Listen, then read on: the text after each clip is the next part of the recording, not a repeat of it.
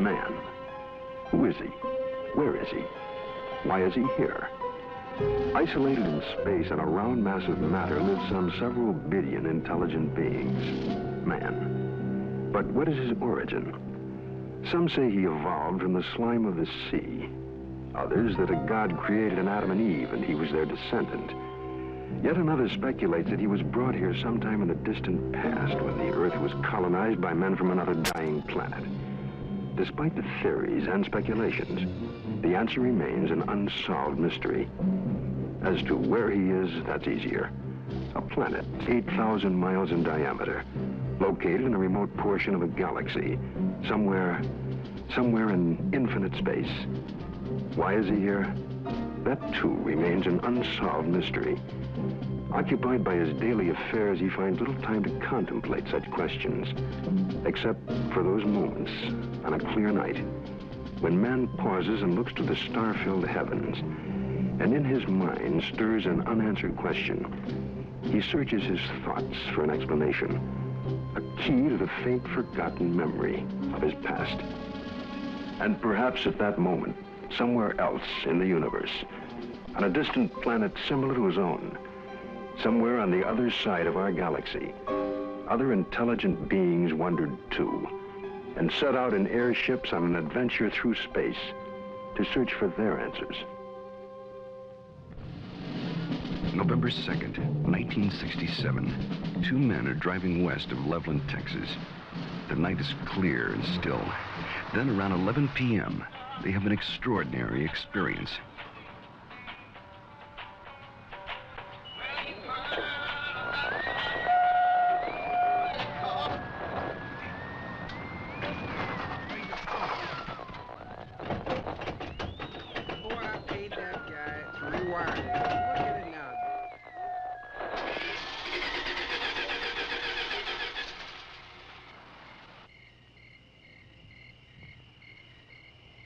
Come on, let's get out and check it.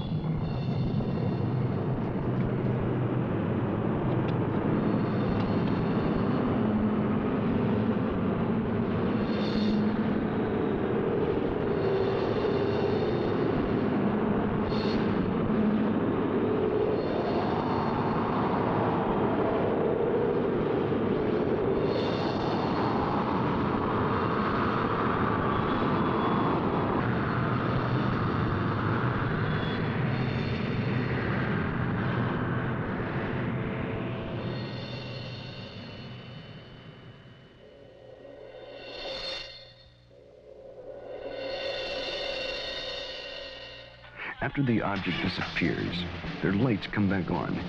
The engine restarts, and they hurry to notify the police. Later, the Air Force investigates their story and 15 similar reports before concluding that a form of globular lightning was responsible for the sightings. But there are many other possible explanations. What you're witnessing is based on fact. Some will find it fascinating. Some may find it frightening. But it is all true. With special thanks to NASA and the Department of Defense for their cooperation in our search for UFOs. It has begun.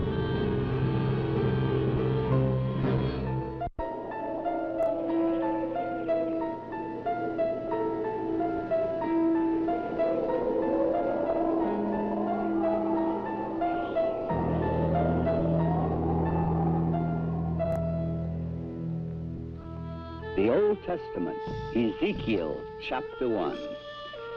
It came to pass that the heavens were opened, and I saw visions of God. Out of the midst thereof came the likeness of 4 living creatures. They had the likeness of man. Now, as I beheld the living creatures, behold, one wheel upon the earth by the living creatures The appearance of the wheels and their work was like unto the color beryl, and their appearance and their work was, as it were, a wheel in the middle of a wheel. And when they went upon their four sides, and they turned not when they went.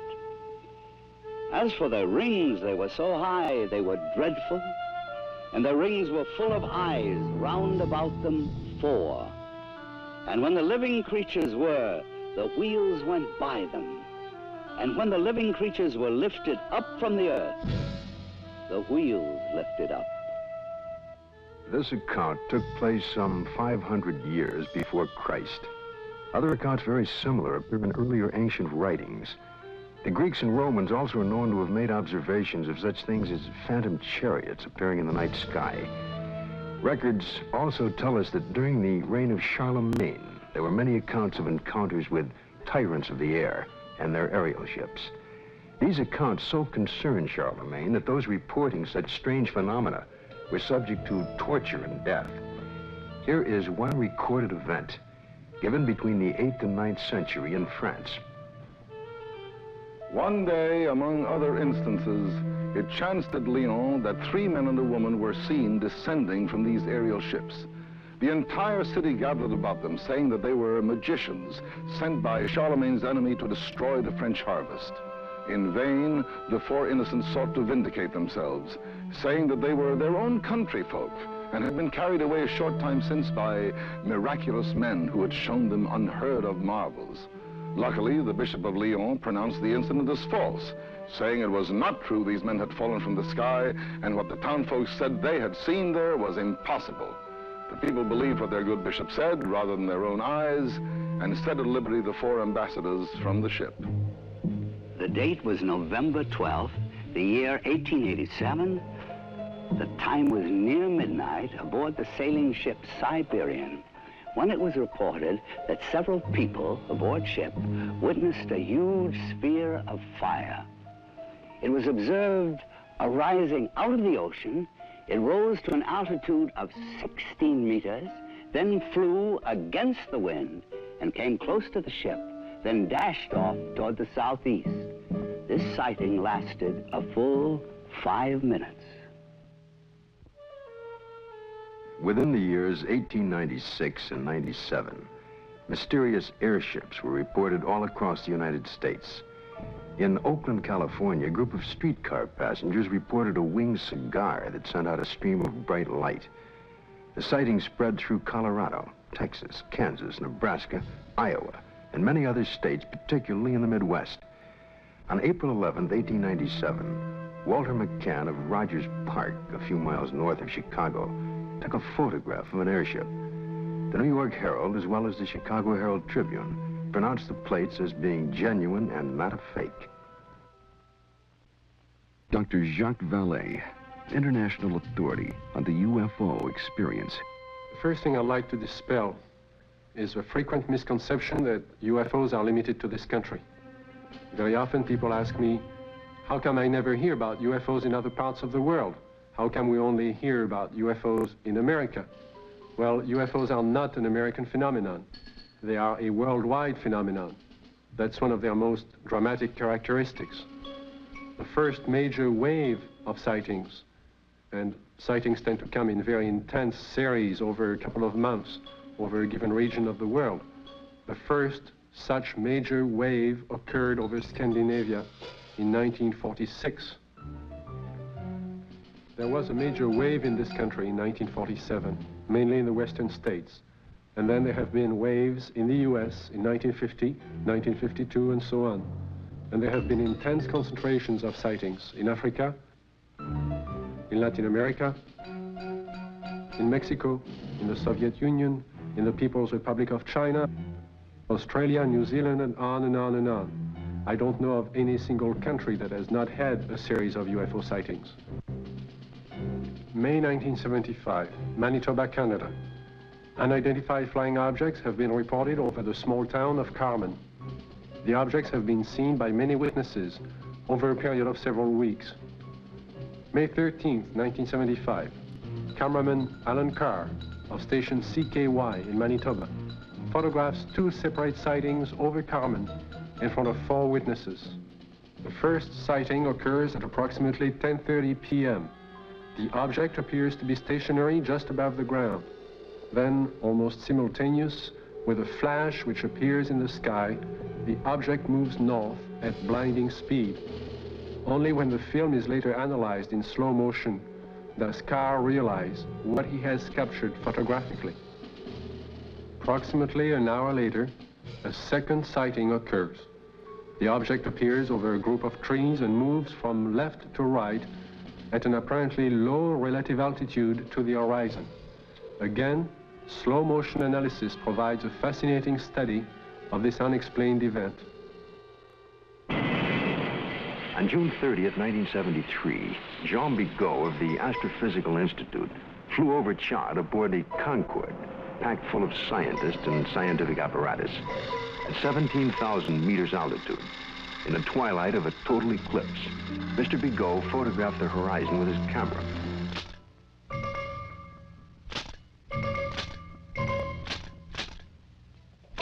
When the photo was enlarged, one of the slides showed what you're now seeing. If you look closely at this photograph, it resembles exactly what has been cited by many Americans during 1973 and 74. Although NASA takes no official position as to the UFO phenomena and their probable explanation, nevertheless, there remains on the record several unexplainable sightings by Gemini, Apollo, and Skylab astronauts. The first sighting occurred during Gemini 4 in June of 1965. Astronaut Jim McDivitt suddenly spotted a cylindrical object with arms and antenna. And when seen against the day sky, it appeared white or silvery. The object then appeared to be moving toward the craft. Suddenly, they lost sight of it. During the sighting, the astronauts were able to take these photographs and movie films of the UFO. Gemini 5, later that year, after 3 days and 5 hours into their mission, were contacted by Houston Control Center, advising the astronauts that Houston had picked up and was tracking another object, which was pacing Gemini across the entire United States. They estimated the UFO between 2,000 to 10,000 yards from the craft, and as large as the Gemini craft itself. Because of the limitations of viewing area aboard their capsule, no visual contact was made. Radar continued to track the object until they passed the Ascension Islands in the Atlantic. It then disappeared. Gemini 10 crew, Collins and Young, picked up objects traveling together in orbit. A positive identification has to date not been made. This photo was taken during the Gemini 11 flight on the 18th revolution, 27 hours and 47 minutes after liftoff. September 13th, 1966. This UFO was tracked visually and recorded on film by the crew and is truly considered unidentified by the photo interpretation experts at NASA. Perhaps the strongest and most spectacular of all the sightings took place aboard Apollo 11 on its way to the moon for the first moon landing. The ship was 1 day out, on July 16th, 1969, when they spotted an unusual object. It had a sizable dimension to it. At first, the crew thought it was the Saturn IV booster rocket and called Houston for confirmation. Houston informed them the booster in question was some 6,000 miles away. The object remains unknown.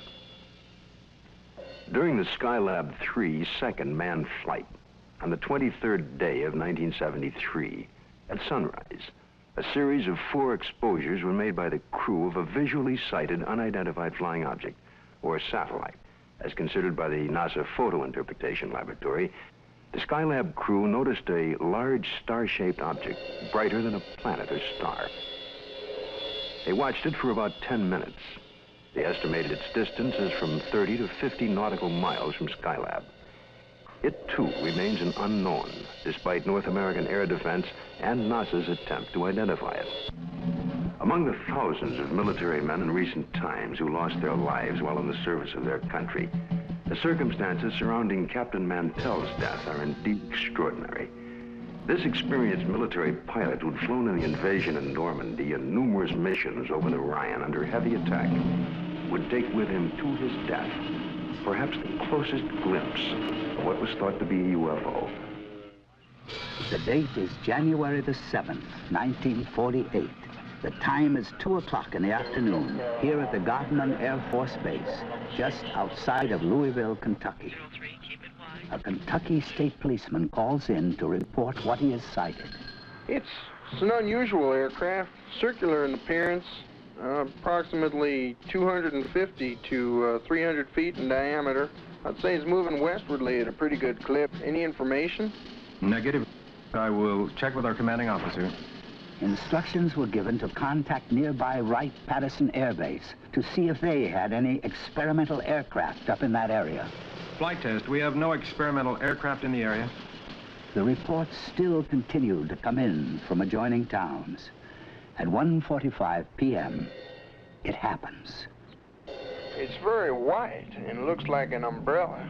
I don't know what it is. Through the binocs, it appears to have a red border at the bottom at times and a red border at the top at times. At approximately 2:30 p.m., a flight of Air Force P-51s come into view. The base commander decides to contact the flight leader, Captain Mantell. This is Godman Base Commander. Roger, Godman Tower. This is NG-869, flight leader. Over. NG-869 from Godman Tower. We have an object out south of Godman here that we were unable to identify. We'd like you to take a look for us. Roger, I will take a look for you if you give me the correct reading. Mantell moves ahead of its wingman. The tower advises the flight leader to correct his course 5 degrees to the left to 210 degrees from Godman Tower. Godman Tower, this is flight leader NG-869, Captain Mantell. Object traveling at half my speed and directly ahead of me and above, and I'm closing in to take a good look. Can you give us a description? It appears metallic and to be of tremendous size. I'm going to 20,000 feet. The other pilots level off under 15,000 feet and start down. At approximately 3:15 p.m., Godman Tower loses sight of the UFO. 5 minutes later, the report came in that Captain Mantell's plane had crashed. He was found dead. His watch had stopped at 3:10 p.m. that afternoon. What was it that caused this experienced pilot to become intrigued with an object that he would unwittingly give his life pursuing? 6 months later, a cylindrical-shaped object giving off a phosphorescent glow was to be sighted in the night sky over Robbins Air Force Base in Georgia. At 2:45 a.m., Captain C.S. Childs and First Officer J.B. Whitted were piloting a routine Eastern Airlines flight number 576 from Houston to Atlanta. When Whitted reports, we sighted an object coming toward us. This strange object had a stream of red fire coming from its tail, and I could see it was much larger than anything I had seen or read about. Childs then notices that the object had no wings supporting it. It passed us on the right side. Its speed was about 700 miles per hour. And both men get a very good look at this unusual object. It was about 100 feet long, shaped like a cigar. As it passed, they clearly saw 2 rows of windows, an upper and lower, that were large and square. During that evening, there was a third witness, the one passenger who was awake on that Eastern Airlines flight, Clarence McKelvey. I was startled, frightened. A male steward came to me and said, "I notice you've been looking out the window. Will you talk to the pilot?" And I said, "Well, of course." The pilot came down with his clipboard. He was visibly shaken. He told me that he had been a flyer in the war and had covered so many million miles of flight and had never seen anything like this before. What was it that I saw? Well, I saw this object. It was cigar-shaped. It had a row of windows. Behind them, it was lit. Out of the rear was a cherry red flame. This hair-raising experience was witnessed by 3 aircraft, a passenger, and ground observers added more corroboration. The conclusion of an air intelligence report was that the object remains unidentified as to origin, construction, and power source, and goes into the record classified as unknown. This is the Pentagon, Washington, D.C. And this man is Colonel Bill Coleman. He was Chief of Public Information for the United States Air Force from 1969 to 1974. It was here at the Pentagon that the Defense Department first became interested in the UFO phenomenon. This occurred in the late 1940s. with reports about objects and lights seen in the sky by military personnel and others. The Air Force decided to investigate the matter anyway. There was that one possibility that these flying objects could well be foreign weapons used for test purposes and might affect our national security. The investigative branch was called Project Sign. The project had only been underway for about 2 weeks when the Mantell crash had made headlines across the nation. The staff's investigation was far from complete, but public pressure was enormous, and they were forced to come up with an answer to really quiet growing speculation that Mantell had been killed by hostile aliens and some flying saucer. That's when we decided that Mantell had chased the planet Venus. However, this was an initial finding. The Chills and Whitted case had an impact on the Air Force project. It presented the first close-up account by highly reliable witnesses. The object described led some of the staff to postulate an extraterrestrial theory, and they wrote up an estimate of the situation, which at the time was classified top secret, suggesting that the saucers were from outer space. This theory was rejected by the Air Force Chief of Staff, General Hoyt Vandenberg, and even other Project Sign staff members as not having enough proof. So the extraterrestrial visitation idea was dropped for the time being. It's been said in jest that if these UFOs are from other worlds and they wanted it to be known, all they'd have to do is land on the White House lawn. But an incredible incident, too quickly forgotten in time, took place over our Capitol.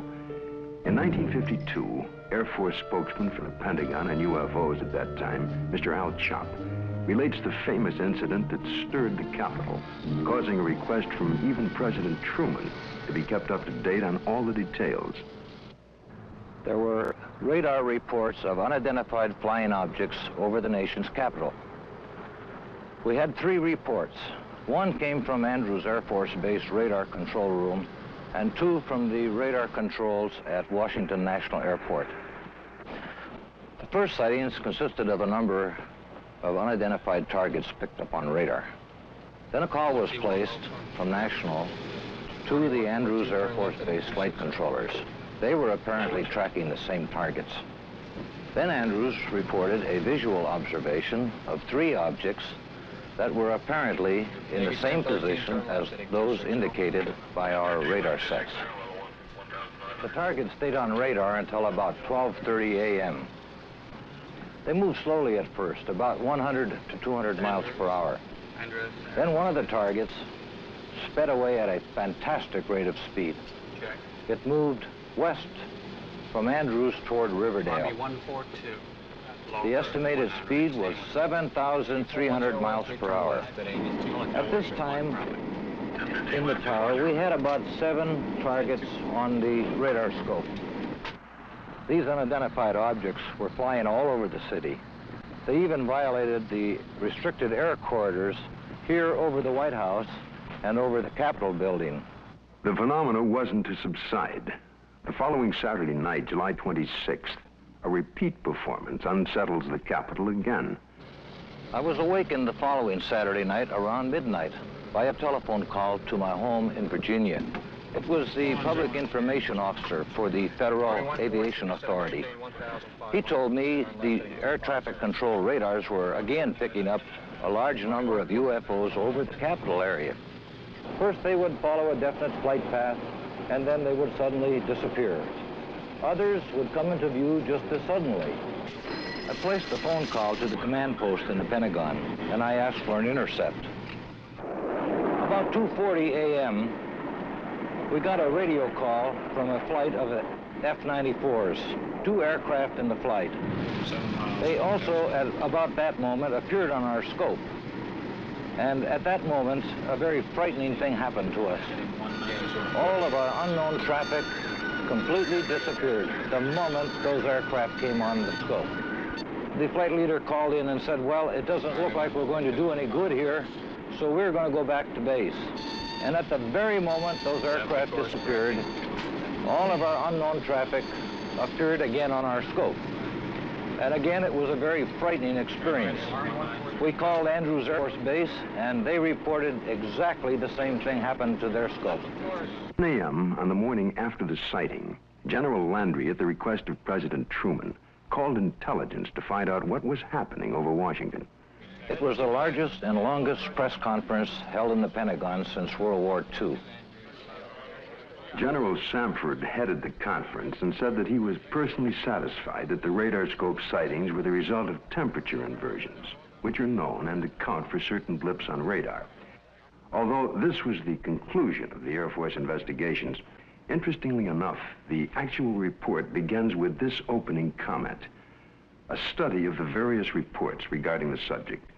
Radar sightings do not allow a positive and final explanation to be made.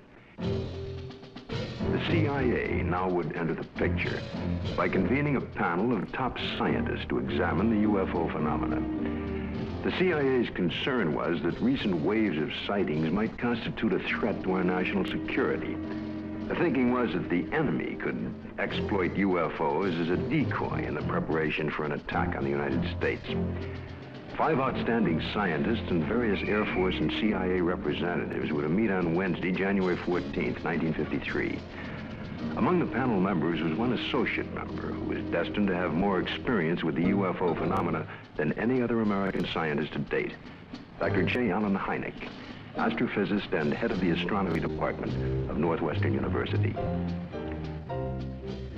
I was called into the meeting on Thursday. The panel members were seated around this table. It was a rather somber and impressive occasion, actually. I was a junior member, and I remember feeling considerably nervous and apprehensive about being in front of this powerhouse of scientists.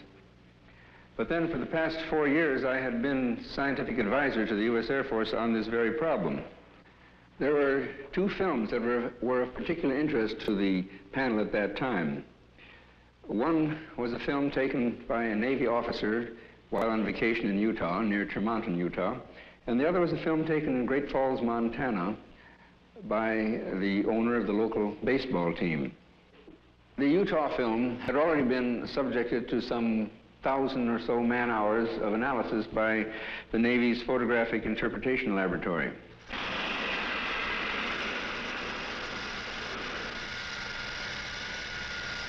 So the panel got up from their chairs and crouched around the wall to examine the films, and they asked to have the films run several times, as a matter of fact.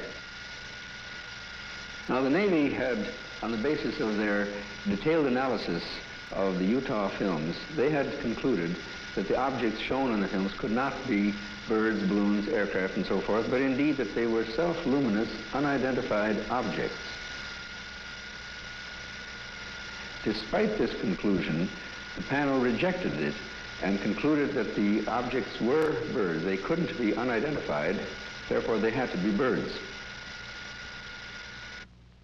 I came away from the meeting and from the room with the distinct feeling, however, that the panel had deliberately moved to debunk the whole subject and not to give it the serious scientific attention which it deserved. How many times have you noticed something in the sky, something out of the ordinary, a movement or shape that suddenly catches your attention? You look more closely, and usually the thing becomes immediately recognizable. It's the moon, or a flock of birds, or a plane, usually. But just for a moment, suppose the thing you glimpsed remains unrecognizable, unidentified, without witness or proof. All you have left is a nagging sense of mystery, of uncertainty. A few years ago, this man had such an encounter near San Francisco, only he had proof in the form of an 8mm movie. But through an unsettling series of circumstances involving the United States Air Force, he remains today uncertain about exactly what he saw. It was in August 1965. My family and I were invited to some friend's house near San Francisco. I remember it was a beautiful, clear day. We were driving for a while, and as a matter of fact, I recall looking at my watch, and it was around noontime. We continued driving, and I noticed at the distance something very bright. I was observing this for a few moments, and it appeared to be suspended in the air. There was no planes around. It was very clear, the day. There was no clouds. My family, they were with me. I called to their attention. They all looked at it. They were all amazed by it. And in the meantime, there were cars going by, and I tried to attract their attention, but they were not paying attention to me, or they were driving too fast. So I recall I had my movie camera with me, and I start filming this. And as I look at it, it was getting larger. It was moving from one direction, like from towards the left, then towards the right. This object was very bright, and I recall it was extremely enormous. I was just complete amazed by it. I ran out of film. Then when I got home, I called the Hamilton Air Force, and I reported the sighting. The Air Force was very interested. They had asked me, as soon as I had the film developed, they would like very much to look at it. Well, I had the film developed. I look at it. There it was, very bright, quite clear, and moving very rapidly. So I captured this right on film. A week later, I received a letter from Hamilton Air Force Base, which reads, Dear Sir, we have received the 8mm film on which you captured what certainly seems to be a very fast-moving object in the skies over the Bay Area. The film has been forwarded to Wright-Patterson Air Force Base in Ohio, where such observations are investigated. Well, several weeks went by. Finally, the Air Force returned my film, and I noticed immediately it was not the original film. It was not that clear, and the quality was very poor. For some reason, or good reason, the Air Force decided to make a copy. They kept the original, and I ended up with a very poor copy. Close examination of the film returned to the Air Force reveals that it is, indeed, a print, and not the original. And while the print is very poor quality, we can still catch a tantalizing glimpse of something extraordinary in the skies over San Francisco. Watching it again, this time with the aid of a pointer, it's easier to spot the elusive thing. But to date, no one has been able to make a positive identification. No one except possibly the Air Force. I would imagine the film is somewhere in their files, and probably by now they forgot all about it. But I will not forget that day. The sighting itself had such profound influence in my life, because since that time, powerful, extraordinary events has happened to me, which I have no doubt are direct result of my experience. But I can't talk about it publicly. It seems the CIA was to become involved in the UFO phenomena again, in a most unusual way. A series of episodes were to take place that up until the airing of this program were not public knowledge. The events were so bizarre that it's hard to conceive they happened to individuals associated with such no-nonsense organizations as the Office of Naval Intelligence and the CIA. This man is retired Lieutenant Colonel Robert Friend, U.S. Air Force, and former head of Project Blue Book. Friend, now on the management staff of Celesco Industries Incorporated, which builds and launches missiles for defense testing purposes. Friend now relates this most unusual experience. It was 1959 when I was invited to attend the briefing in the security portion of this building. It seems a retired Rear Admiral had information about a woman in Upper Maine that purported to have established contact with extraterrestrial beings. 2 naval intelligence officers were sent to investigate. The naval officers met with the woman, and she went into a trance, supposedly to establish contact with the purported extraterrestrials. And then they asked her scientific and technical questions that a woman of her education could not possibly know the answers to. Yet, as the questions were put to her, she was able to answer easily, with seeming telepathic help from these purported extraterrestrials.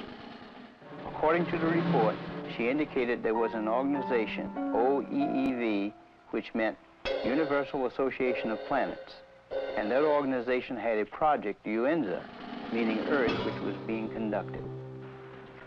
Then an unexpected turn took place. One of the naval officers was informed by the woman that they, the extraterrestrials, were willing to answer questions directly through him, a naval commander and intelligence officer with no prior experience in telepathic communication. He took over and attempted to write down the answers to questions put to him by his fellow naval officer. The word traveled back quickly to Washington officials and the very skeptical CIA. Nevertheless, there was no reason to totally disbelieve the report of this highly respected Navy commander. Questions were put to him, such as, do you favor the government, religious group, or race? And would there be a third world war? The answer to both was no. The group then asked if they could see a spaceship, and the commander, still in a trance, told them to go to the window and they would have proof. The group moved to the window where they supposedly observed a UFO. I was told that a call was made for radar confirmation. The reply came back that that particular quadrant of the area was blanked out on radar at the time. After being briefed on all of the details, I asked the commander if he would attempt to contact me. He sat for several minutes and then appeared in a deep trance with his Adam's apple moving up and down rapidly. Questions were put to him, and he answered them by printing in rather large letters using rapid but jerky motions. It wasn't at all like his natural hand. During the course of the questioning, we learned the names of some of the so-called extraterrestrials. One was Krill, C-R-L-L-L. Another, Alomar, A-L-O-M-A-R. And another, Alpha, A-F-F-A, purportedly from the planet Uranus. A case that just as well could have been written by a very imaginative science fiction writer. But here in my hand is the actual account of the incident by one of the agents present at that time. The names of 7 men present are listed here. Because of the unusual nature of the incident and at their request, their names will remain confidential. Another reason for control of the Blue Book files was to protect the names of witnesses. To help satisfy public demand, periodic summary releases were made. We had no proof that we were indeed being visited by extraterrestrial vehicles under intelligent control. However, we couldn't prove that there weren't spaceships either. It created a dilemma for the Air Force. In 1966, an important incident takes place in Michigan. It creates enough of an uproar that President Gerald Ford would at that time call for a congressional hearing on UFOs. Here are excerpts from Ford's actual letter to the House Armed Services Committee. The Air Force sent a consultant, Dr. J. Allen Hynek, to investigate various reports, and he dismissed all of them as products of college student pranks, or swamp gas, or an impression created by the rising crescent moon and the planet Venus. I do not agree that all of these reports can be or should be so easily explained away. I am proposing that the Science and Astronautics Committee, or the Armed Services Committee of the House, schedule hearings on the subject of UFOs and invite testimony from both the executive branch of government and some persons who claim to have seen UFOs. I think we owe it to the people to establish credibility regarding UFOs. Sincerely, Gerald R. Ford, Member of Congress. Congress acts on Ford's letter and holds an open hearing under the chairmanship of L. Mendel Rivers of the House Armed Services Committee. Only 3 persons are invited to testify. The Secretary of the Air Force, Dr. J. Allen Hynek, and Project Blue Book head at the time, Colonel Hector Quintanilla. Hector Quintanilla relates the events and reports of the unusual sighting that led up to the congressional hearing. And the other one here at Dexter. Based upon the original reports from the Sheriff's Department, it all began at 8:35 p.m. on March 20th, when Frank Manor, who used to live over there, reported to the Sheriff's office that he had seen a strange object in the swamp over there. According to the police report, the police officer, in company with the complainant, proceeded along Territorial Road until they reached Brant Road, at which time they turned left, proceeded to the end of the road, secured their vehicle, got out of the automobile, proceeded along the cornfield, keeping the trees lined to their left. Then they crossed an open field to the creek. They crossed the creek and reached this point, which was their vantage point, and observed the object. Frank Manor described the object as brown in color, quilted, with a porthole in the center, sort of flat on the bottom, cone-shaped towards the top.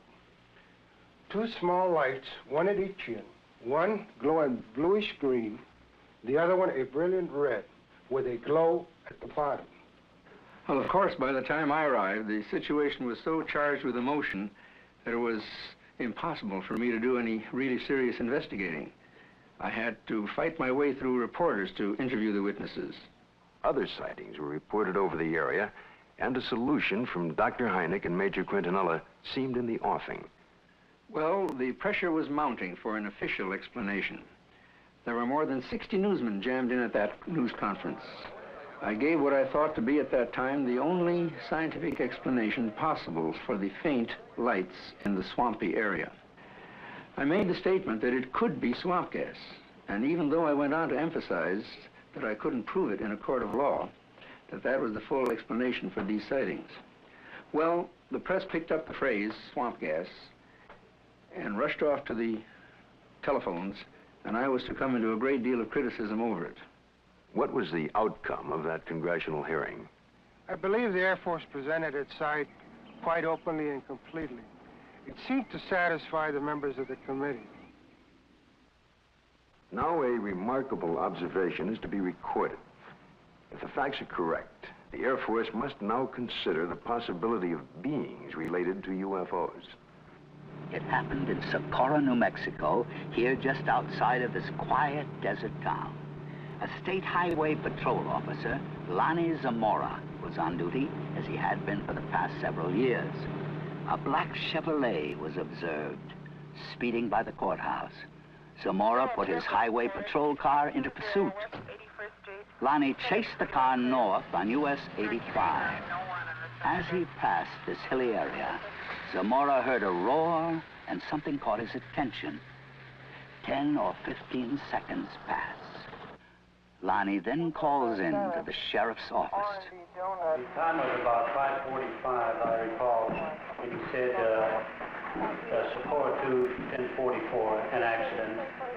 And then he said, I'll be 10-6 out of the car, which meant that I was going to be investigating a possible accident.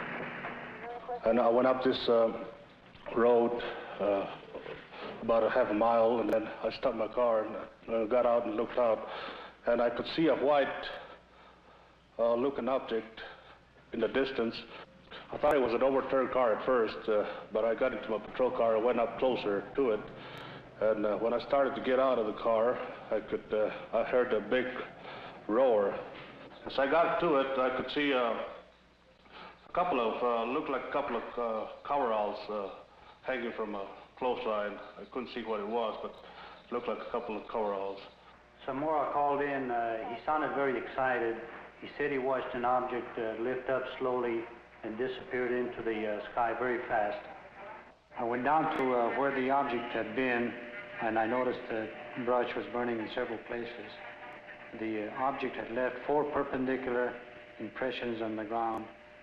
I noticed several bushes were smoldering, but they felt cold to the touch. I noticed what appeared to be a couple of oval footprints on the ground. I knew Lonnie had seen something. The proof was right there.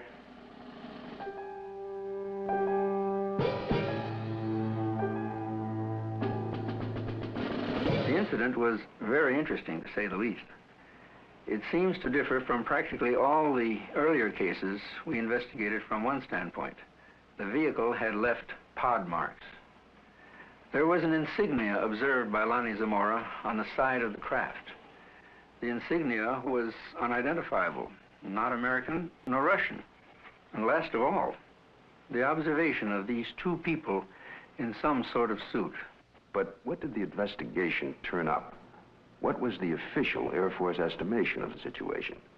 We went over the case completely. We had soil samples tested at the Air Materials Laboratory. The burnt bushes were analyzed for propellant residue.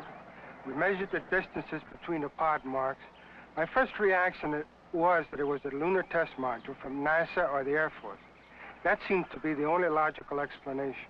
This was probably the best documented case in the Air Force files, and I checked it out everywhere, all the way up to the top, even to the White House command post, and nothing. According to the official status of the sighting of Lonnie Zamora, case carried as unidentified, pending additional data. April 19, 1897, in Leroy, Kansas. A farmer named Alexander Hamilton, his son, and a farmhand are awakened by strange noises from the cattle pen. Going outside, they discovered, to Hamilton's utter amazement, an enormous airship with a brilliant searchlight is slowly descending over the cow lot. Fearfully, Hamilton moves closer and is startled to find that one of his cows has been caught by a red cable running down from the ship. The next day, after an extensive search, he discovers the cow's hide, legs, and head in a field miles away. This is one of the first recorded cattle mutilations connected with UFOs. The report could easily be dismissed as a tall tale if there were no others. But since then, thousands of bizarre animal mutilations have been discovered, not only in this country, but in Africa, Australia, Brazil, and many European countries, in fact, all over the world. In this country, mutilations have occurred in over 30 states in the last 5 years alone. Frustrated ranchers and law enforcement officials have come to recognize the classic signature of the mysterious mutilators. Often, in a remote area, a cow will be found dead, the sex organs removed, and the tongue, an ear, and an eye, all surgically cut out. The body, more often than not, has been drained of blood, though no blood has been found on the ground. In fact, there are no tracks or prints of any kind near the body. And yet, amazingly enough, there is no evidence of a struggle. One of the first states to be hit by the mutilations was Colorado. Reporter Bill Jackson of the Sterling Advocate covered the story from the very beginning. A classic mutilation, or say 90 to 95% of the mutilations will be almost identical. Some part of the face will be gone, exposing nothing but, you know, the jawbone. An eye will be taken, a tongue will be cut out, and an ear will be taken. The rectal area of the animal will be what appears to be bored out. The reproductive organs will be removed. In the case of a cow, the udder will either be entirely removed or parts of it will be removed.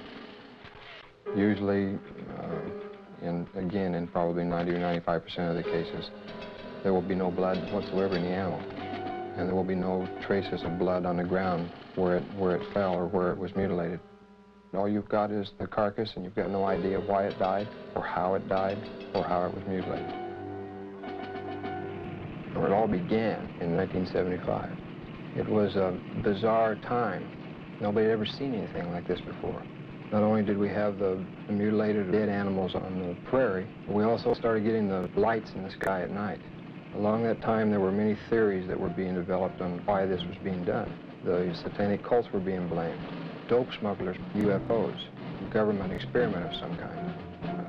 As time went on, the situation became so widespread that people realized it couldn't be the occult or the dope smugglers, which left us two possibilities. Number one, it was being done by a government, let's say. Or number two, it was being done by UFOs. As more and more cases were reported, the Colorado Bureau of Investigation was called in. Well, our position is basically one where predators, at least our investigation determined that predators were responsible for probably 99% of the reports of mutilations. As I said, there were 203 separate reports received from this agency. But of the 203, we only received 45 tissue samples to conduct microscopic analysis on. Of the 45 tissue samples, we found that only 2 of those 45 had actually been mutilated with a sharp instrument. When they first started, they would send samples of these animals to the CBI, to Fort Collins, to try and determine what was the cause of their death, what was mutilating them. And 9 times out of 10 or more, the report would come back that were being caused by predators. Now, these ranchers and the sheriffs in these rural areas had been around cattle all their lives. They'd been around coyotes all their lives. And they knew that this just wasn't possible. A coyote would not do that. Predators, when they come in and start to eat, now I'm talking about 4-legged predators. They'll come in and they'll bite, and then they'll pull and they'll tear. The cuts we have, even we can't make cuts like this. We've tried this many times on dead animals with scalpels, razors, and knives, and we can't make the same cuts. We've had cattle that we've went and investigated that were, you know, called in, and I think I have a mutilation here, and we went out and we seen it, and it was not a mutilation.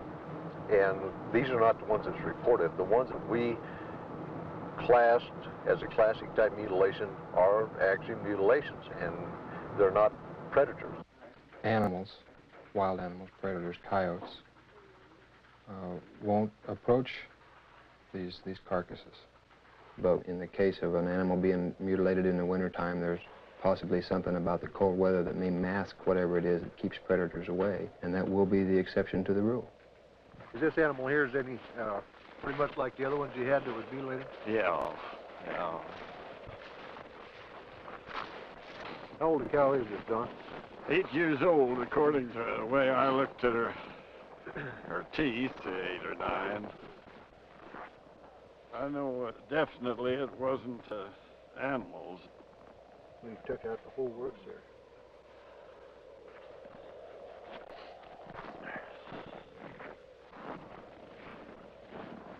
Don, you know now on this critter here, how this looks like a real incised wound?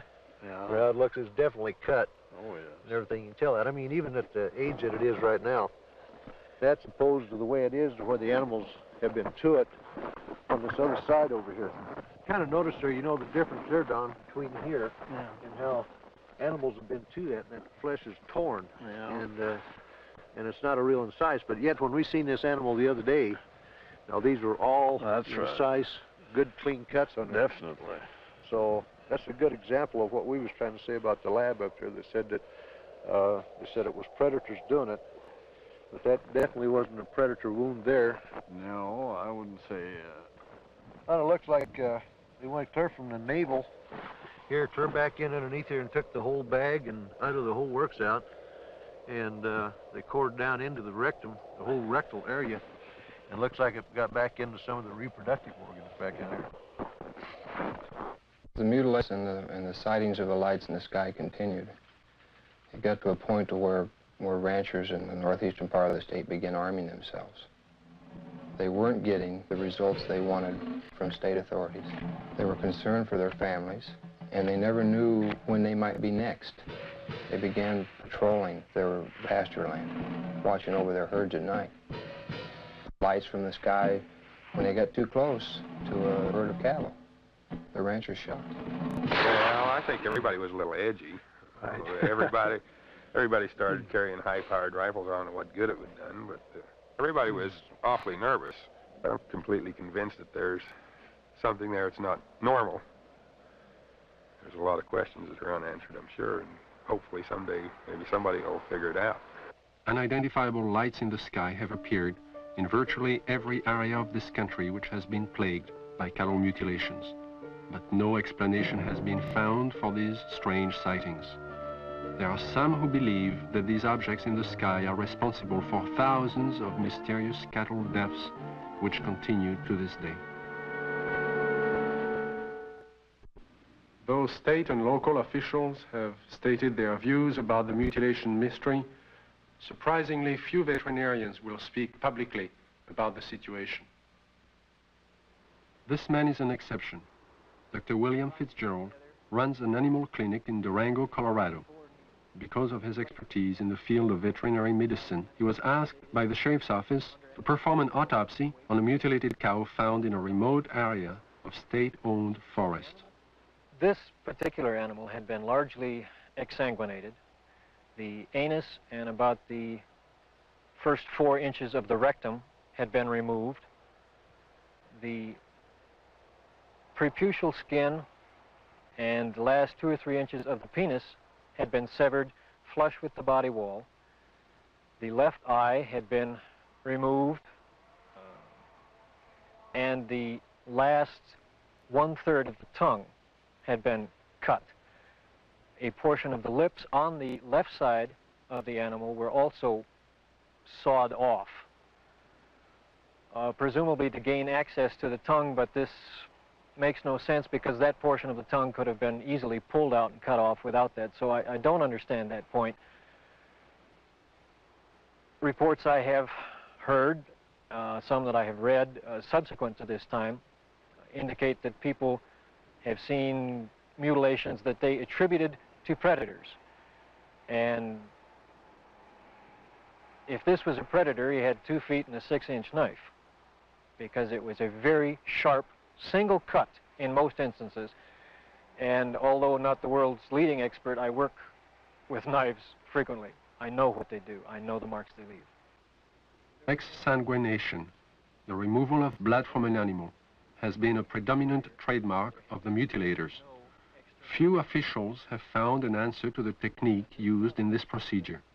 Dr. Fitzgerald describes what he thinks is the method. If a large bore needle is placed in the animal's jugular vein while the animal is sedated, under anesthesia, or awake if you like, somehow restrained, however, the animal's heart will function as a pump and will pump out very nearly all of its blood through that needle. As the animal's blood supply begins to diminish, a natural physiological mechanism takes over and sequesters or draws what remaining blood is left into the internal organs in the center to supply the vital organs, the liver, the heart, the brain. And it will leave the peripheral area, the skin, all of the non-vital centers, largely bloodless. So if you can successfully withdraw the major portion of an animal's blood, you can cut on that animal and there will be virtually no bleeding at all from the surface. I know that I keep coming back to this point, but the animal was apparently restrained with something other than ropes. Why, I don't know. It was apparently washed completely clean. Why, I don't know. And it was in a very remote area. Perhaps these things tie together. Perhaps whoever, whatever, performed this didn't want to be observed. I think one of my initial feelings was that somebody certainly went to an awful lot of trouble to get back into a remote area where I don't believe you'd casually know there were even cattle to do all of this. Dulce, New Mexico, similar to the plains of Colorado in its isolation, but nestled among rolling hills and small mountains, is the land of the Jicarilla Apache. Tradition is strong here. Indian women weave intricate baskets and create delicate beadwork. The men preside over tribal business and raise cattle. And here, as in Logan County, the night sky has been lit with the glow of unknown flying objects, and cattle are found mutilated. Officer Gabe Valdez of the New Mexico State Police and retired scientist Howard Burgess, who pioneered the development of Kirlian photography in this country, periodically pool their knowledge and expertise in an effort to solve the mutilation mystery. Officer Valdez describes how it all began. It was in 1976, June the 14th, when we first had one of our cattle mutilations here in Dulce. The cattle that was mutilated belonged to Mr. Manuel Gomez. Any time that we do find one that it's not too decomposed and it's fresh enough for us to do some tests, or I do call on Mr. Burgess because he has a lot of knowledge in the field of science that is very helpful to me in conducting my investigations.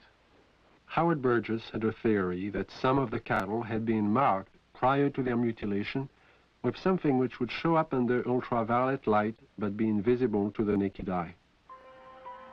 Late one night, he and Valdez conducted an experiment and found that out of 80 head of cattle, 5 were indeed marked with a powdery white substance, visible only under ultraviolet light. So we took ultraviolet with some special filters and ran the cattle through it, and what appears to be markings glowed under ultraviolet. It's invisible to the normal eye, but under ultraviolet it does glow. Then we removed the hair from the region that does glow, and we removed a control sample.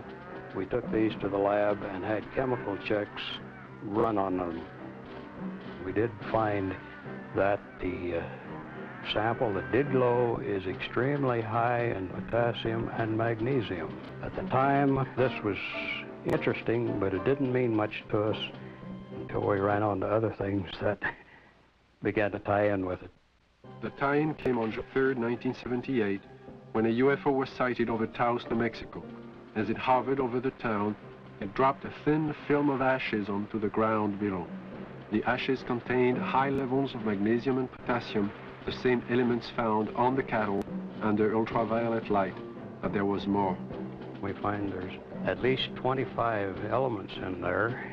There's a good possibility that it may be something that's organic.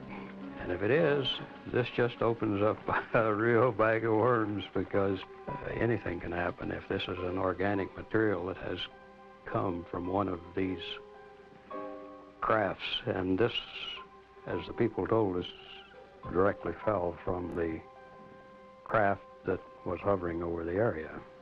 One day in 1975, Logan County Sheriff Tex Graves took his deputies into the countryside around Sterling, Colorado, determined to track the bright lights which had been skimming across the ranches and farmlands for the last several weeks. Reporter Bill Jackson describes the sequence of events.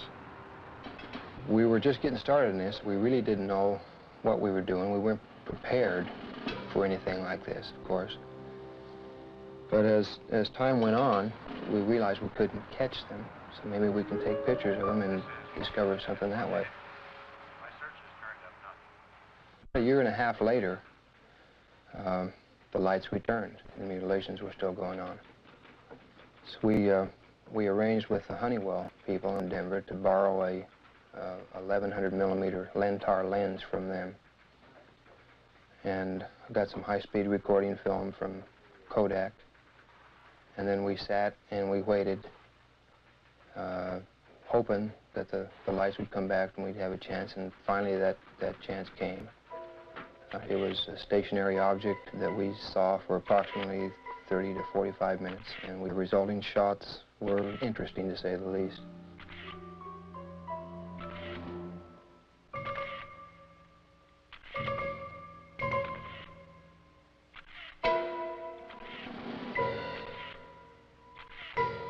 Shortly after these final exposures, the object just disappeared. It was almost like somebody hit a light switch and it was there no longer. What are these unidentifiable lights? What is their nature and their purpose? Why have they appeared in the night skies immediately prior to the discovery of mutilated cattle? And how many more animals will die before the mystery is solved?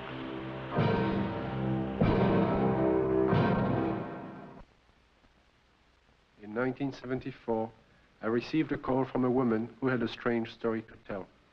One night, as she and 3 friends were returning to Los Angeles from Lompoc, California, they encountered an unidentified light in the sky. Thinking at first it was a helicopter, the friends paid little attention. When the object began to fly in unusual patterns at extremely high speeds, the passengers soon realized they were dealing with something out of the ordinary. What happened next is best told in the woman's own words. Helen is a fictional name. Her real name is being withheld at her own request. I saw it come into the sky from the top of the mountain range and go straight up and do a 90-degree angle toward us, and I called it to the attention of Don, John, and Sue. And they saw it too. and it was there. I was not on dope or alcohol or anything like that.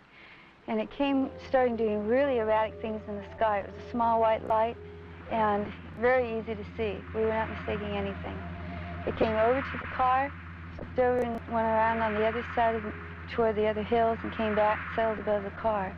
By this time, because it was so close, it was 8 lanes of freeway, at least in diameter and even a little wider, saucer-shaped, a very white, luminescent light emitted from the entirety of it. The ship stayed above us, out in front of us, about a minute or two, and we watched it, and none of us were saying a thing. And we just kept driving, and it kept staying in front of us. And then out of the perimeter of it, closest to us, came 4 white beams of light, very much like funnel shaped, smaller at the perimeter, and they descended upon us and came around each one of our bodies. And out of each one of our bodies, we started to float into that beam of light. The best description would be molecularly being dispersed.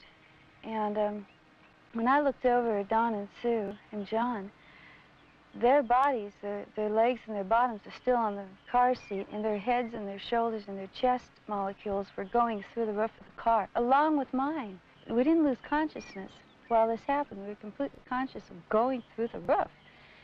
And the bottom molecules of our body were coming through too, and we were about 3.5 or 4 feet outside the car, going toward the ship, and we hit an energy field, a strong one, and remembered nothing.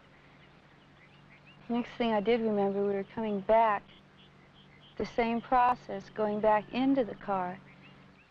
It wasn't until several years later that Helen realized she had experienced more than she remembered. Mental images, which she couldn't explain, caused her to visit a specialist who put her through a memory regression. In this relaxed state, Helen recalled the evening in question and described in detail the experience of being taken aboard the UFO. I came to, and standing in front of me was a very tall man with whitish hair, kind of bronze, beautifully tan type of skin. And he had a long type of robish gown on, and he was looking at me, and very, very friendly. And he said he supposed I'd like to know what we were doing here.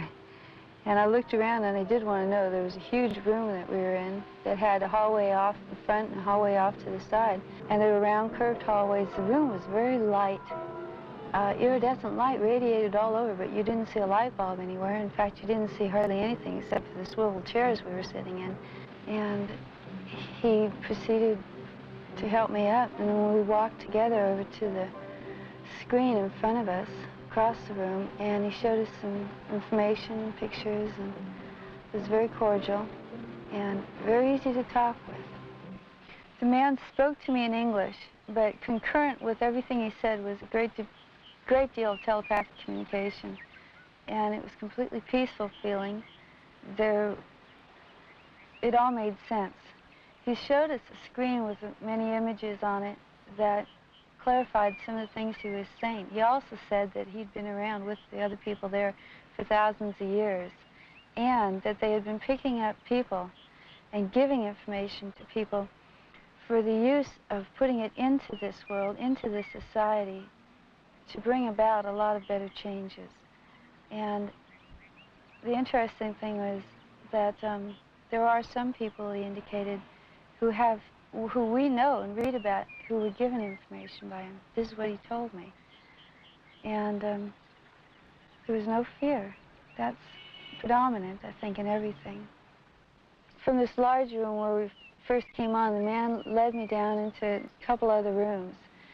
And the one that's very interesting was more or less in the center of this ship, and it was a room full of dials and full of men dressed in more form-fitting clothes, whereas the one who met me had a type of ambassadorial robes on. And these guys had more like turtlenecks and Levi's. They were still white, soft, iridescent, and very comfortable looking. And they were working.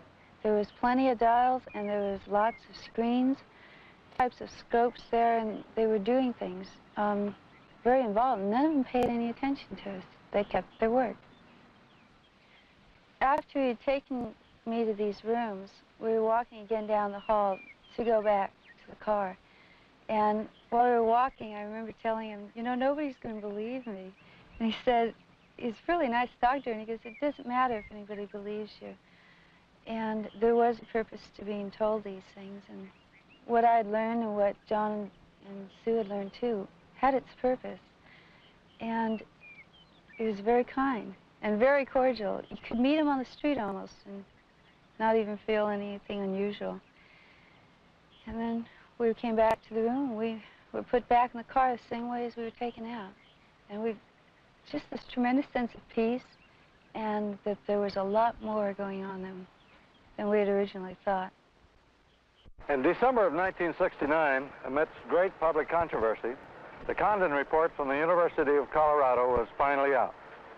In summary, they found no evidence that UFOs were a threat to the national security, and the late Dr. Condon recommended that the Air Force terminate its involvement in UFO investigations and analysis. In 1969, the Air Force officially disbanded Project Blue Book and the study of the UFO phenomenon. Conclusions of Project Blue Book were: 1, no UFO reported, investigated, and evaluated by the Air Force has ever given any indication of threat to our national security. 2, there is no evidence submitted that sightings categorized as unidentified represent technological developments or principles beyond the range of present-day scientific knowledge. And 3, there is no evidence indicating that these unidentified objects are extraterrestrial. The files of over 12,000 cases were placed into storage. But the ubiquitous UFO wasn't to be influenced by this government position. Incidents were to continue, with daily reports of flying objects finding their way into the news media. In the closing months of 1973 and early into 1974 alone, there are over 1,000 unrelated and unsolved reports of UFOs from across the United States. Delaware State News, Dover, Delaware, October the 16th, 1973. Dover. 3 women on their way to the market saw it. At the same time, the crew of the Delaware State Police helicopter saw it. 2 airline pilots flying over Dover reportedly saw it. Flight controllers at the Dover Air Force Base saw it. Southern Illinois from Carbondale, Illinois, October 18th, 1973. It didn't make any noise, Don said. It had red and green flashing lights on the front and back. Times Dispatch, Richmond, Virginia, October the 19th, 1973. It was hovering, and we parked there on U.S. Route 15 about 2 hours and watched it. Walla Walla, Washington, January 30th, 1974. Guards of the Washington State Penitentiary have spotted what appears to be the same UFO 2 mornings in a row from their tower positions at the prison. Scranton Tribune, Scranton, Pennsylvania, February the 25th, 1974. Police spot flying object. State's UFO reports are increasing. October 21st, 1978. Bass Strait, Tasmania. A pilot named Frederick Valentich disappears after reporting a strange craft hovering above him. December 12, 1978, La Chapelle, France. A 45-year-old worker riding home observes an oval object. Together with another witness, he sees a craft hover above them. December 12, 1978, Guadalajara, Mexico. 2 luminous saucer-shaped objects are reported by residents, then by a police officer. December 16, 1978, Palermo, Italy. A bank clerk spots a disc of light and alerts the police, who take several photographs. January 2nd, 1979, Wellington, New Zealand. A veteran pilot and a newsman film 7 objects. January 4th, 1979, Jerusalem. Police on duty see 3 mysterious objects at high altitude. January 5th, 1979, Johannesburg, South Africa. A woman and her son report seeing half a dozen occupants in front of a brightly colored craft on a lonely country road. Ordinary people are seeing something all over the globe. But what have the experts seen? NORAD and the Air Force do have extremely sophisticated equipment, and by use of the phased array radar facility, surveillance is maintained on objects in space. But the system is only designed to track things like rockets, satellites, and man-made debris, objects with specific trajectories and which hold an orbital or flight velocity of approximately 4.8 nautical miles per second. This system is designed to discriminate between objects in space. For example, it will ignore a meteor entering the Earth's atmosphere, but will quickly spot a satellite as it begins re-entry.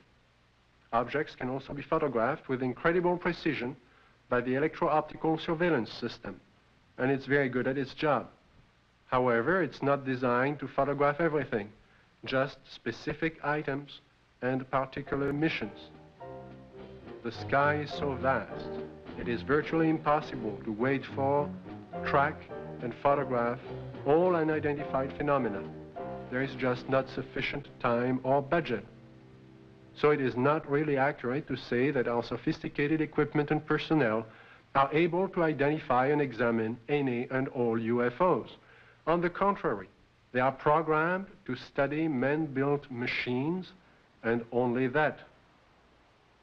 Among the many reports of UFOs in late 1973, one incident would stand out because of the credibility of the four witnesses. This is Major Coyne, Army helicopter pilot, his co-pilot, Lieutenant Arrigo Jetsi, Air Medic Sergeant Healy, and Robert Janicek. These men had just finished their annual flight physical early that day and were found fit and sound of mind. They would take off from Port Columbus Airport about 10:30 p.m. But what was about to follow, and the subsequent report they filed, would put to the test the credibility of these men. Approximately 8 miles east of Mansfield, our crew chief, Sergeant Robert Janicek, observed a red light on the east horizon. Did you gentlemen see the same red light? Yes, I did. Our helicopter was flying on a northerly heading. We were flying at an altitude of 2,500 feet. He indicated that the light seemed to be pacing the helicopter, moving along in a parallel direction with our aircraft. Which direction from the helicopter was the at? Moving, it was to our right, to the right side of the helicopter, and it was moving with us as we were heading north towards Cleveland. And at this time, he indicated that the light changed its direction, was coming directly at the helicopter at the same altitude. And as the helicopter was maintaining a speed of 90 knots, the object came at a terrific speed from the horizon. We estimated 15 miles. Visibility was reported 15 miles that night. Did you gentlemen see the object at this time, after it had been pointed out by the sergeant? No, not at that time. I was flying left seat or co-pilot, and visibility from that seat from an object approaching from the right is rather limited. So I was having a difficulty seeing the object. And it was for that reason that Major Coyne did take the aircraft or the controls from me. I grabbed the controls from Lieutenant Jetsi because I thought it was going to hit us. I braced for impact. With that, I pushed the collective down to get the helicopter to start to descend. I then looked at the altimeter. It was showing 1,700 feet. We were descending 1,000 feet a minute. The helicopter began to descend, and as this object came at the helicopter, it seemed to descend with the helicopter. When the helicopter went down, the object came down, but it still came directly at our broadside, as if to hit the helicopter from the right side. Did anyone else see the object at this time? Yes, I was watching it come on out of the east horizon. And the only thing I felt was when the skipper took over the controls and we started to auto-rotate down, and I'd never been involved in a mid-air collision, so I was just watching this thing come at us. It was at this time a light came, swung 90 degrees from the UFO towards the helicopter, and it came in through the front of the plexiglass, and the entire cabin inside turned green from the light. It was a pyramid-shaped type of light that beamed down and came through the front of the helicopter. How long was your aircraft bathed in this beam? The light that came into the cockpit apparently lasted only for a few seconds, but it was enough time that I observed the red instrument panel lights utilized for night flying to be absorbed by the green lights. Was it possible for you to determine the outline of this object against the star background? Yes, sir. It was a cigar-shaped object, like a symmetrical airfoil with a dome on it. It was a solid object. It was a metallic structure to it. and you could see lights reflecting off the structure, and you could not see any of the stars or behind the object itself. Well, while all this was going on, what was the attitude of the helicopter? Apparently, when we were supposed to be descending at 2,000 feet a minute at 100 knots, we were climbing at 1,000 feet a minute with the controls still established for a descent. And we went from 1,700 feet up to 3,500 feet and topped out at 3,800 feet. I would like to stress one important fact, and that is there is approximately 20 years of Army aviation experience between the 4 men on board the helicopter that night. We have been trained to follow procedures and regulations in reporting incidences, regardless of how they're accepted. And we tried to follow those procedures. And we reported the incident as it occurred and have avoided any speculation on the subject. Well, our government's official position is not to speculate on this subject. We can choose to let our minds explore other possibilities, to use our imaginations. For if we consider that astroscientists agree on one point, that the possibility of life elsewhere is not only quite probable, some feel it is there without a doubt. Let us suppose then that these objects are real space vehicles, extraterrestrial in origin, and not an illusion of the mind. Perhaps we can begin to accept such ideas as various reported UFO shapes and configurations by looking at our own aviation history. We have, in 71 years, devised dozens of aircraft shapes, from propeller-driven biplanes to lunar modules to date.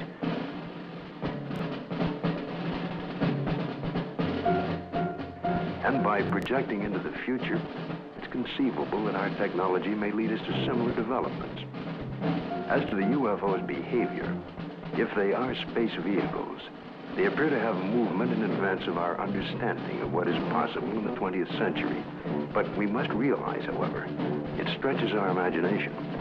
There will be a 21st and 22nd and 23rd century, where the impossibilities of today may be tomorrow's commonplace. If these vehicles are of origins outside our Earth, then we must assume they are managed, controlled, and operated by some sort of beings, perhaps similar to us. From sketchy reports around the world, we can begin to construct a hazy portrait of these aliens. Reports indicate ashen, pale, white skin, perhaps with a thin protective membrane over them. Eyes large, far apart, with a wraparound appearance.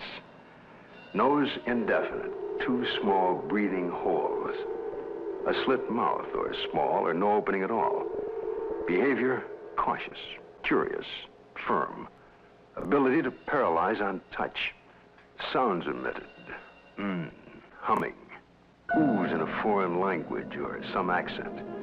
Buzzing as if electronic from their head and chest. Wearing head protection or overall body protection. We just might not be scientific and technically sophisticated to the extent that's necessary in order to recognize what is the real evidence in what we have collected. I think we should also think of other possible hypotheses. Suppose there are such things as interlocking universes, where forms of matter which don't mesh with ours except under strange conditions. To assume that we're on the level of intelligence that would of necessity be visiting us, if they have the ability to come here, there may be no common bridge of understanding. There may be attempts at communication and we don't recognize it as communication. We must always be aware of the fact that we may be testing the wrong hypothesis. As for instance, in the days when people talked about stones falling from heaven, that was testing the wrong hypothesis. Meteorites do exist, the phenomenon exists, but they're not stones that fall from heaven. They're stones that the Earth collides with when they're in orbit around the sun. It's arrogant, egocentric, egotistical for us to think that we are the highest intelligences in the universe. I think that's completely preposterous. As far as the extraterrestrial intelligence is concerned, I believe it's out there.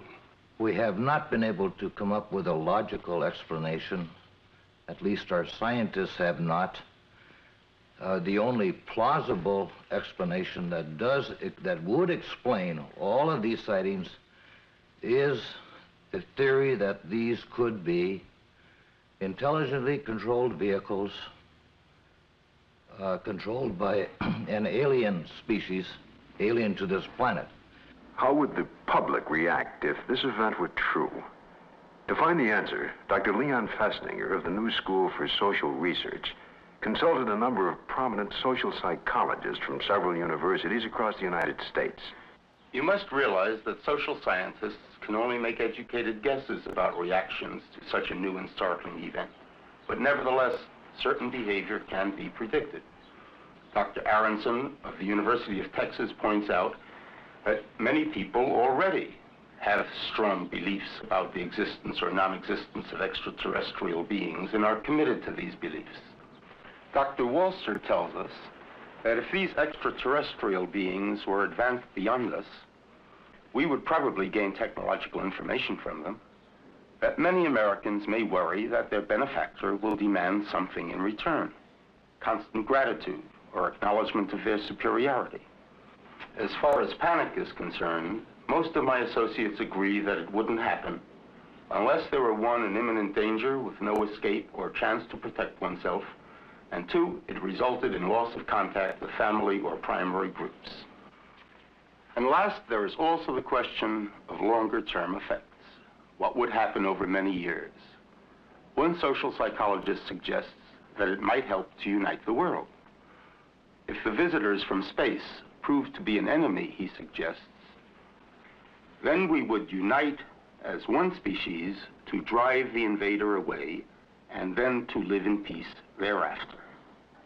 We've so far talked of the past and the present, but what are the possibilities of the future? It seems almost certain that if other beings more advanced than ourselves do inhabit other sectors of the universe, then it's quite probable there will come that day, that moment in time, when official contact will be made. Let's look at an incident that might happen in the future, or perhaps could have happened already. The premise is that contact is made by extraterrestrial beings with representatives of the United States Air Force at Holloman Air Force Base in the deserts of New Mexico. The day is clear. It's about 5:32 a.m. at Holloman Air Force Base. Traffic light. One recon plane is on the field ready for takeoff when Sergeant Mann is given a report of an approaching unidentified craft. Yeah, Bill, no, nothing on the wall. I'll repeat it again.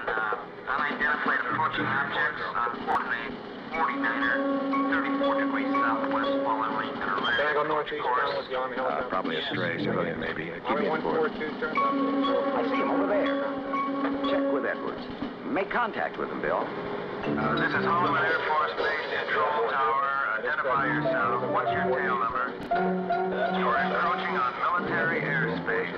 Warning, identify yourself. You're in a restricted military air corridor. Call the base commander. Base commander's office, Sergeant Whitmore speaking. Yes? Yes, hold on.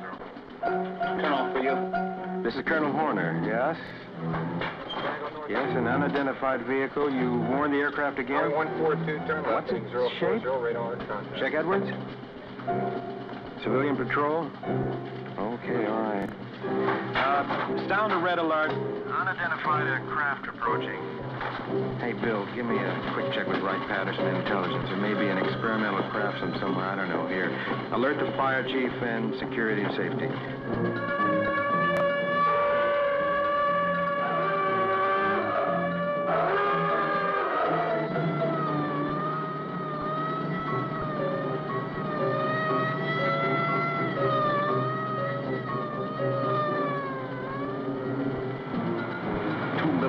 Interceptors are dispatched to escort the unidentified crafts out of the area.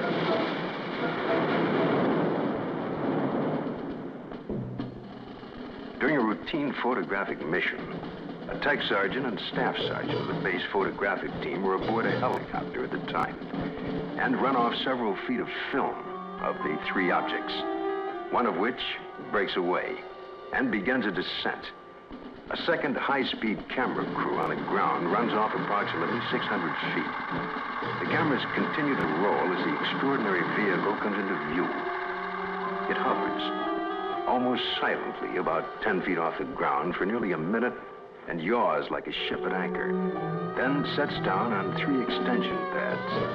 The commander and 2 officers, along with 2 base Air Force scientists, arrive and wait apprehensively. A panel slides open on the side of the craft. Stepping forward, 1, then 2, and a third, what appear to be men dressed in tight-fitting jumpsuits, perhaps short by our standards, with an odd blue-gray complexion, eyes set far apart, a large pronounced nose. They wear a headpiece that resembles a rope-like design.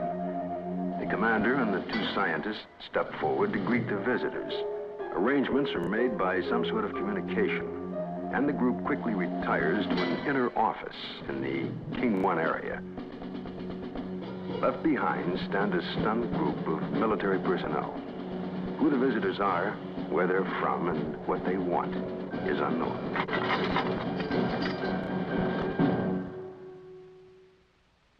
We now have a new challenge, perhaps the most monumental in recorded history.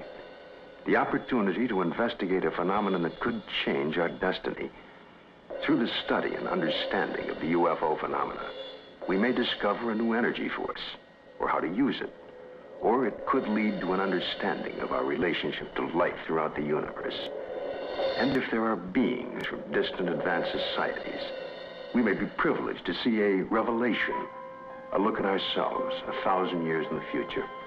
And perhaps at this very moment, located in another galaxy, somewhere in infinite space,